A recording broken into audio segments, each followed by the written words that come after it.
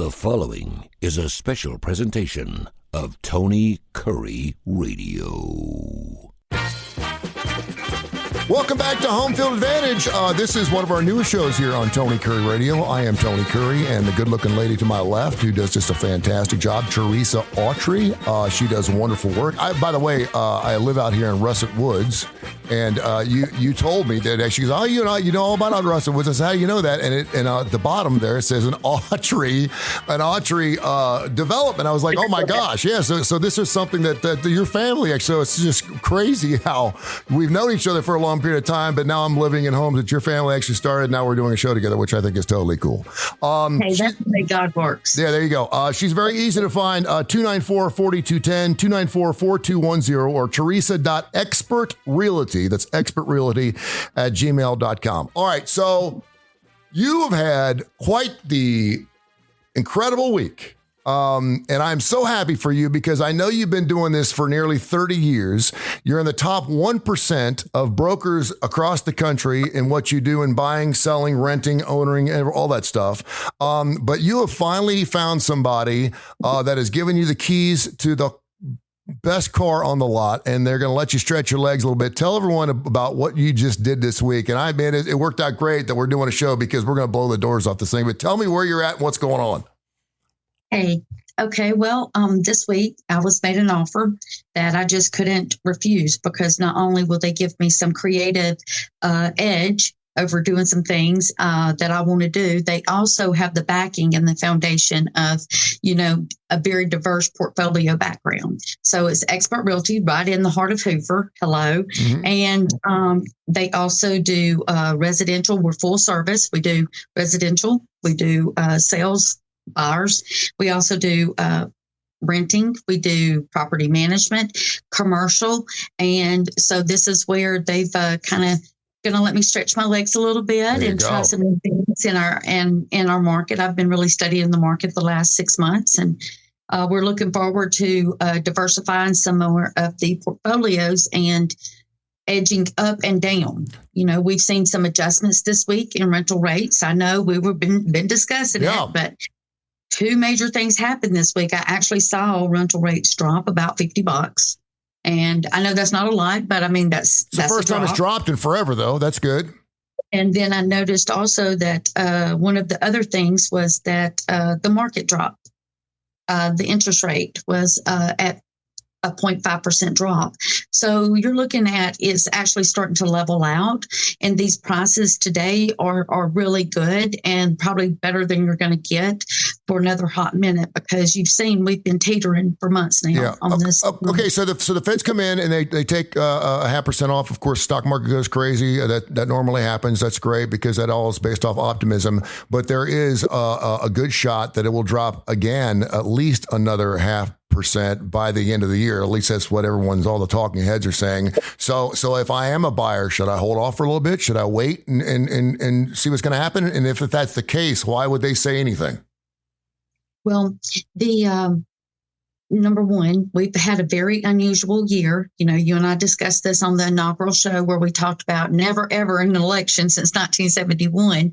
So we're now back to the fact, remember I told you it was probably going to be a push effect where the people pushed back so much it was a force happening.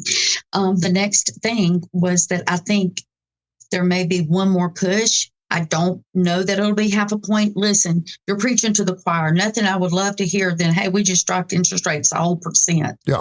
But my thoughts are it might be 0.25 or 0.50. I don't think it's going to be above that, but I could be wrong, and I hope I am wrong.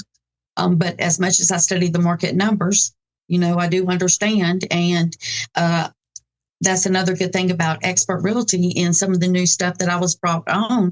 I just found out that Atlanta, the biggest city right next to us, has 19,000 homes for rent. Is that a lot? That is a lot. However, the more astronomical number was that they actually were at 2% empty rate last year. So that tells you renters are still needing to find places to live. And they're still paying too much, probably. That's correct. You said something. Teresa Autrey joins us here, Home Field Advantage. We do this show every single week. info@TonyCurryRadio.net. And you're going to see me look down because I'm jotting down notes as quick as I possibly can because she throws me these wonderful answers and I got these great questions. I mean, it's unbelievable. info@TonyCurryRadio.net. You mentioned the fact this will be the first time we haven't had a rate change in election year. We just saw that. Good chance it'll happen again. Can you talk a little bit about what it means to have a rate change in an election year, first of all? And that certainly looks like, obviously the president, the incumbent, wants that to happen because everyone wants to be happy when we get ready to vote for our next president, which is coming up here in 40 days. 3.5 years for lower rates. Yeah, exactly. It took forever. And all of a sudden in an election year, the rates go down. Now it has coincided with inflation and job markets and everything else. But the other thing is it's happening right around the holidays. Where we're about ready to drop $87 trillion. And it seems like every year we're spending a little bit more, and certainly with Black Friday. And now there's Amazon Thursday. And I mean, we start shopping for Christmas right after Halloween. Is that normal? Do we usually see rates fall in and around the holiday section? And how does that play out? Absolutely. And for me, and I just know what I've experienced, this is the time when corporations are ending their fiscal year, the October 1 to the September 30th. They're starting to do their end of the year meetings. They're starting to figure out if they're top heavy or not. They're starting to get ready to disperse, end of the year bonuses and to figure out who's going to be coming back next year for their bonus and who won't be, those sort of things.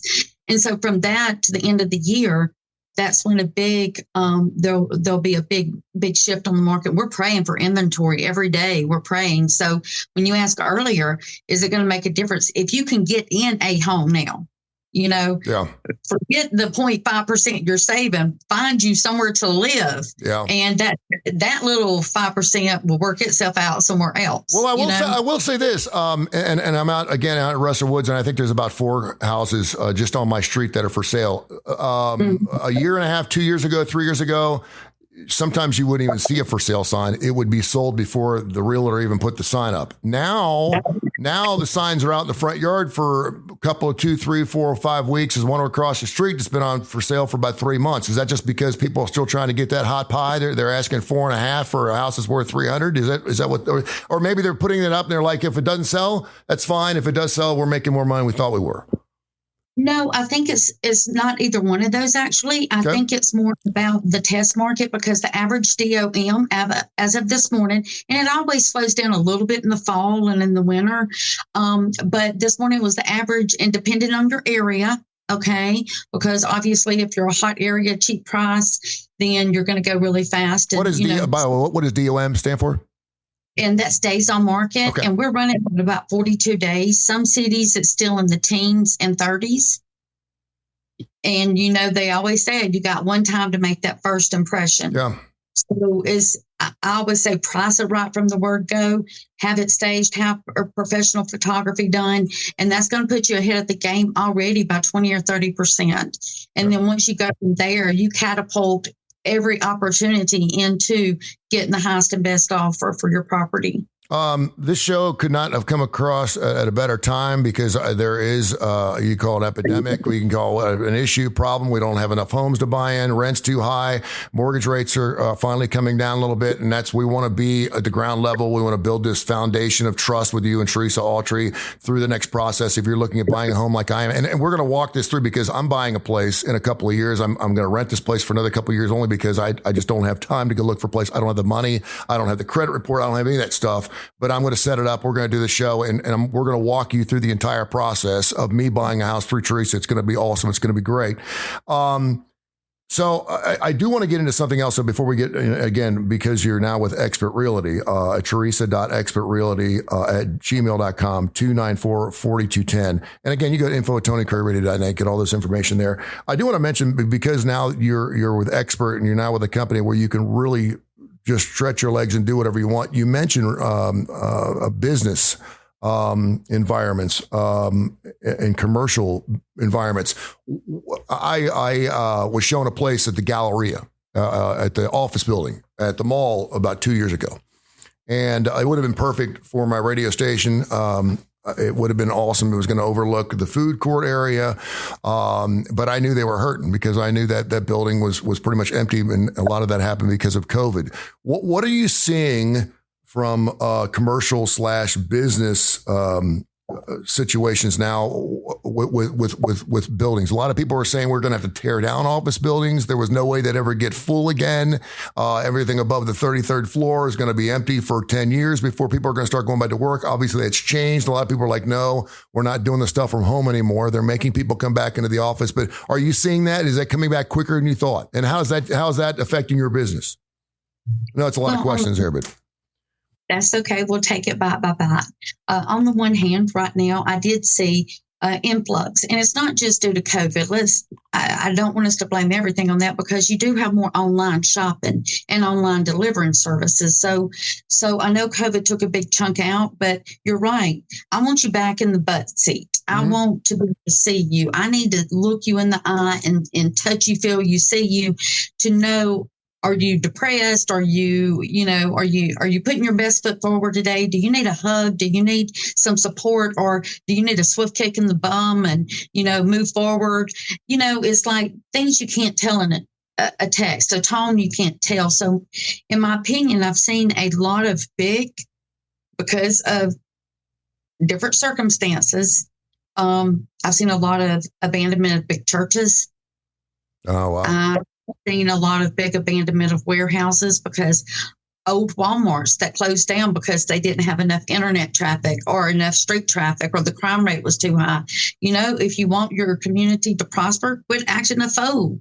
Quit doing the crime, and then these industries will stay. I didn't even think about the church aspect of it. That's a great point. I mean, I know about the big box stores, and I imagine they're having to cut some pretty special deals, because you're talking about a lot of square footage there. But so we have, because we got more churches here than probably any other state per square foot in any state. I mean, don't we? I mean, it's amazing. I mean, there's churches everywhere. Get to heaven, it ain't Alabama's fault, right? No, there's no doubt.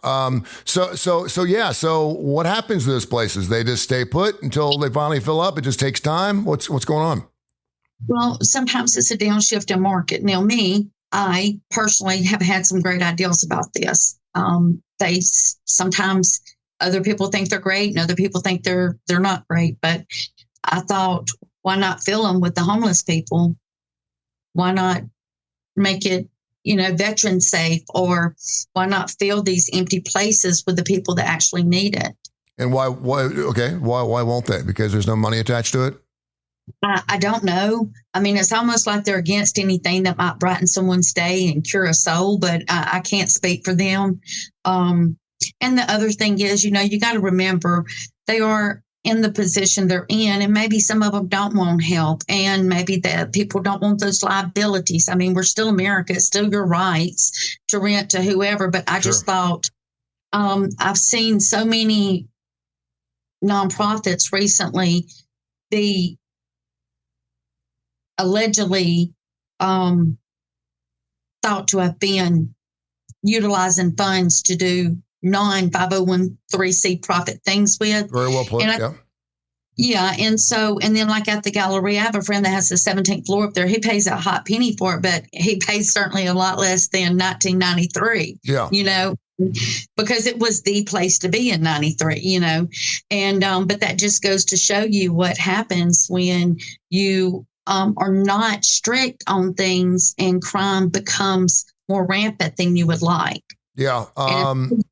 As long as it's an arm's distance away. It's just when it's in our back door, we get concerned. Yeah, it's unfortunate, because you're right, because a lot of that does go hand in hand with crime. And I can remember like the Wildwood area, how hot that was when it first started, that off of Lakeshore Drive, and just, and how a certain element moved in, and next thing you know, everyone was moving out. Now it's building back up again, which is great for that area of the city.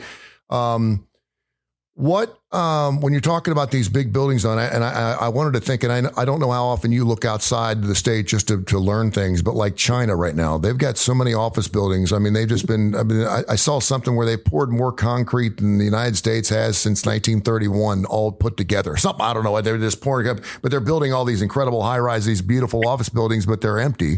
What happens with those? I mean, you just have to wait till you finally get someone there till it turns, because right now their economy sucks.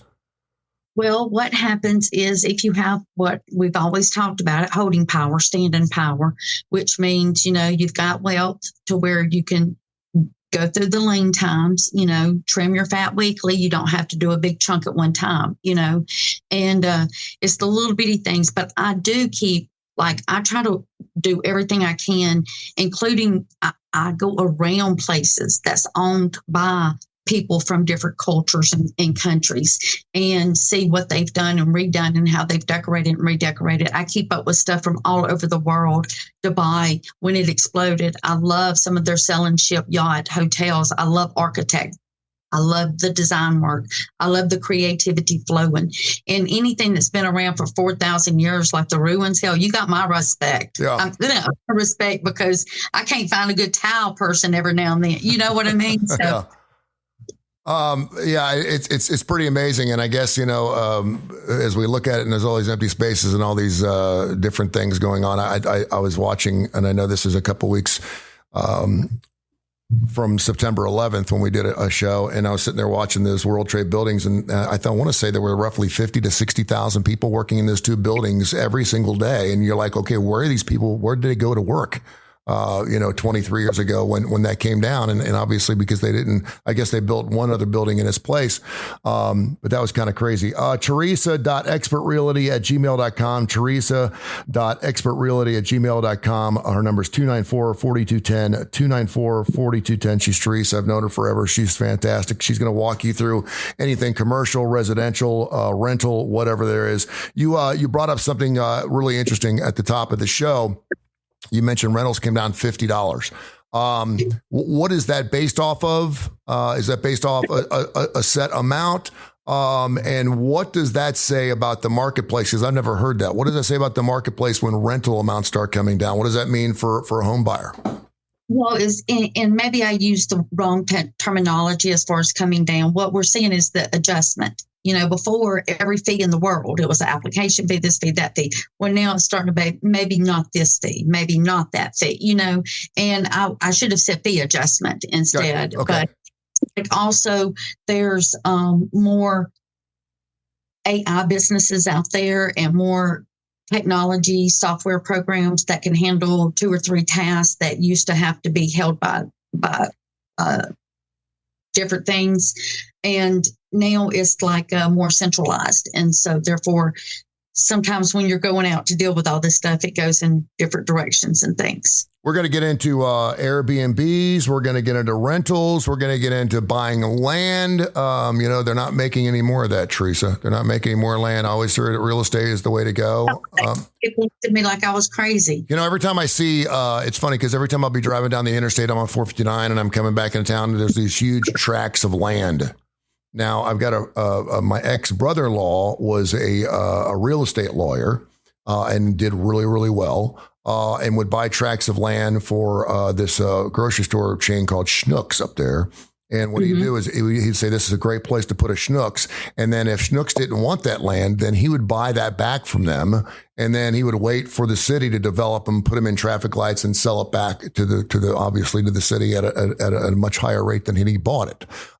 So when I see these tracts of land, I thought it was interesting. It's so funny because you just gave me that idea. And it's something I wanted to ask you.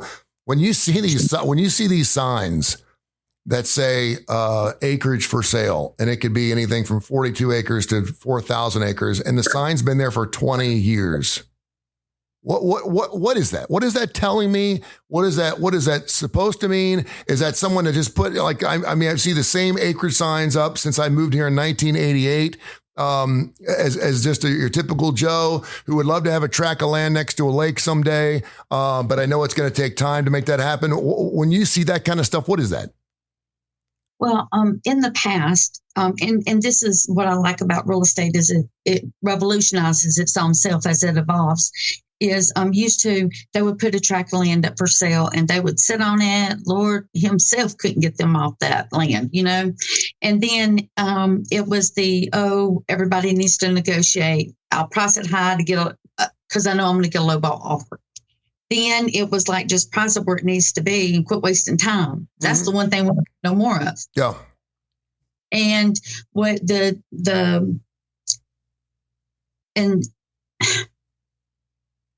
I think the way it is now is sometimes agents put the sign up, and I hope this is not the case and they forget to take it down, or something happens and someone passes and no one knows who to call to take it down.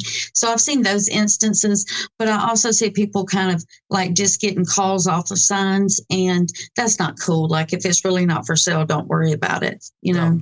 Yeah, that is, it's not a good look when you see that same sign there for year after year after year, because you're like, obviously it's not worth anything. And sometimes you call those numbers. I've seen some things where I just was interested. I've done this with radio stations. I've done things that I certainly couldn't afford, but just wanted to see what I was going for, just to check the neighborhood around.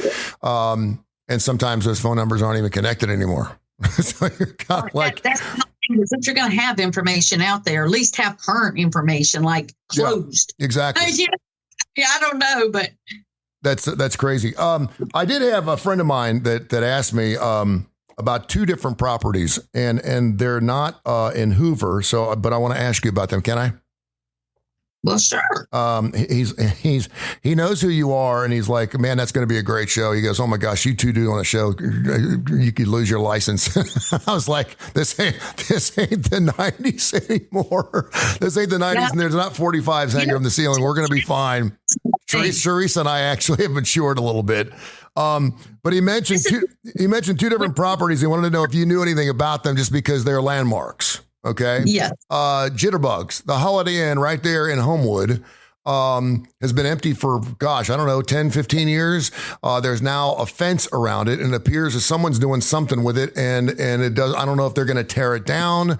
The windows are broken out of it. And obviously that building holds a lot of memories for a lot of people. There were probably more children conceived in that parking lot than any other bar in the state of Alabama. Do you know anything about the Holiday Inn and Jitterbugs? I could have done without the ending of that. Actually, the new office is up the street. I'm on Warner Road. Okay. So kind of close to that. I can look into that for you and get back with you. Sometimes buildings like that get in the middle of a reno, and either they run out of money or the money has to be vetted, which means they've got to come out and inspect to get the next segment of money.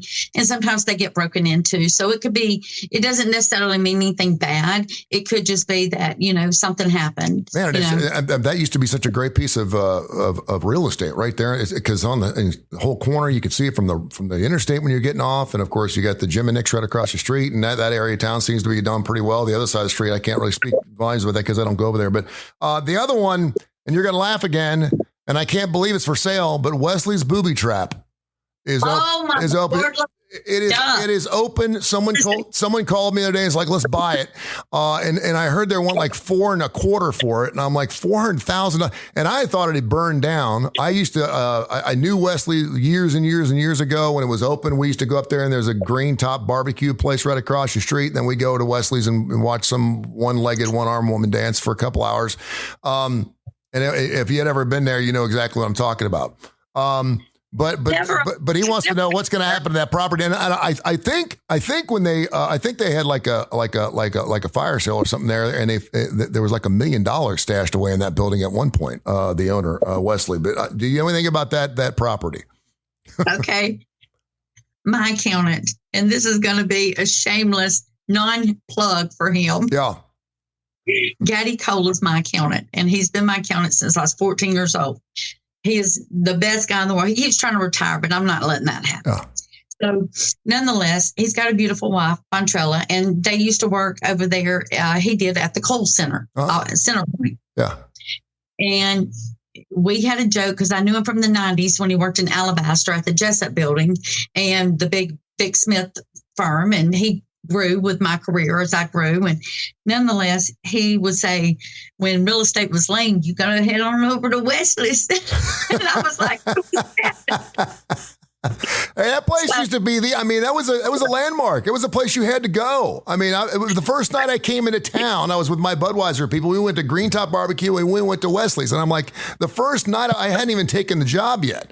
And I was like, okay. And I was like, wow. And of course, my Budweiser guys love me for it. And I love them for taking me there because I wanted to see, but I was like, that's a landmark. Well, nonetheless, he did their books, I think. Yeah, if you want to call it that, yeah. and he did like Birmingham Towins books and stuff like that, like Cooper Green and stuff like that. So he's been doing that for his whole career. But we would always joke about, when I'd have and then he said, I will say, what do you think about buying this year? And he said, Wesley's booby traps. And I said, well, okay. And we would always just kind of joke back and forth. And because he loved that movie Kingpin or something. And something in the movie, and I've not watched it, so forgive me if I don't know what I'm saying. Yeah. God protect me, this feels like it might be sinful. But he said, rent stew. And his birthday is the day before my son's birthday. So one day I took a cake to him saying rent stew. And it was just the biggest, most hilarious thing ever in the world. So, it is what it is, but that's how he and I've always joked. So, of course, when it come on the market, I get a ding and it's like 3:00 in the morning. Well, when else would it go on the market? And I was like, Daddy, guess what came on the market? We can finally invest our lack of Social Security funds that we have. Isn't that hilarious? And it's amazing because I didn't even realize like it's for sale. I didn't know if it's sitting there. I just thought it was abandoned. I didn't know because it's still there. You still drive by it and it looks like it. I don't think bullet holes in the. I don't even know if someone told me it was still open like that, but I've never seen a car in the parking lot, and not in the last, because I used to work at a place called Suds Lounge, which was about 20 miles north of that, across the Black Warrior River Road. I used to drive past Wesley's all the time. All right, finally, and then we'll get into next week here. She's Teresa Autrey, by the way, Expert Realty in Hoover, 294-4210, 294-4210, info@TonyCurryRadio.net. Huh? Do not name this the Wesley Booby Trap video. No, no, I won't tag you with anything like that. But there is another nightclub that recently shut down in downtown Birmingham that and if you've lived here, you don't have to go there to know, but the Quest got shut down by the city. It's unfortunate. I mean, I put that place up with like the Nick. It was so nasty. It was cool to be seen at the Quest. I used to go there after I would work at the studio all night, and then everyone went to the Quest because it was a 24-hour club and it closed down. What happens to a place like that? It's been open for 40 years. Well, I mean, it needs to be burnt to the ground. I mean, you want my opinion or my professional opinion? I want both, but I mean, what's your thoughts?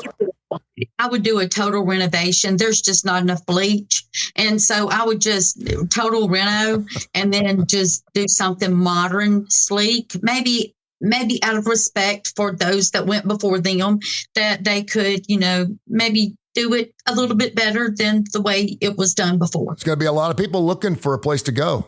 Because, I mean, you walk in that place at 5:30, 6 o'clock, and it'd be packed.